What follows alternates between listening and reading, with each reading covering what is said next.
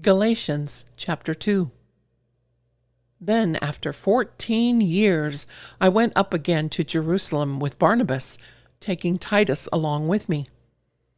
I went up because of a revelation and set before them, though privately before those who seemed influential, the gospel that I proclaim among the Gentiles, in order to make sure I was not running or had not run in vain. But even Titus, who was with me, was not forced to be circumcised, though he was a Greek.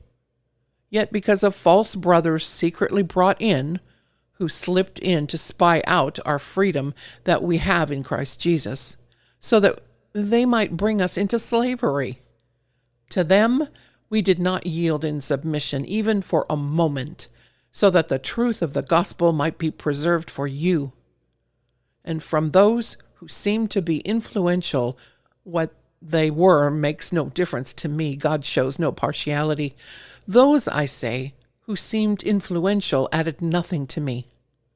On the contrary, when they saw that I had been entrusted with the gospel to the uncircumcised, just as Peter had been entrusted with the gospel to the circumcised, for he who worked through Peter for his apostolic ministry to the circumcised worked also through me for mine to the Gentiles.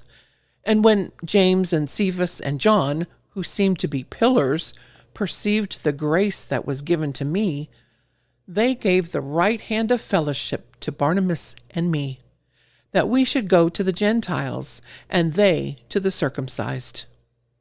Only they asked us to remember the poor, the very thing I was eager to do. But when Cephas came to Antioch, I opposed him to his face, because he stood condemned. For before certain men came from James, he was eating with the Gentiles. But when they came, he drew back and separated himself, fearing the circumcision party. And the rest of the Jews acted hypocritically along with him, so that even Barnabas was led astray by their hypocrisy. But when I saw that their conduct was not in step with the truth of the gospel, I said to Cephas before them all, "If you, though a Jew, live like a Gentile and not like a Jew, how can you force the Gentiles to live like Jews? We ourselves are Jews by birth and not Gentile sinners. Yet we know that a person is not justified by works of the law, but through faith in Jesus Christ.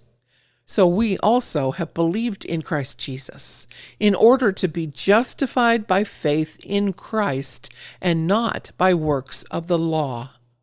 Because by works of the law no one will be justified. But if, in our endeavor to be justified in Christ, we too were found to be sinners, is Christ then a servant of sin? Certainly not. For if I rebuild what I tore down, I prove myself to be a transgressor. For through the law I died to the law, so that I might live to God. I have been crucified with Christ. It is no longer I who live, but Christ who lives in me. And the life I now live in the flesh, I live by faith in the Son of God, who loved me and gave himself for me. I do not nullify the grace of God, for if righteousness were through the law, then Christ died for no purpose.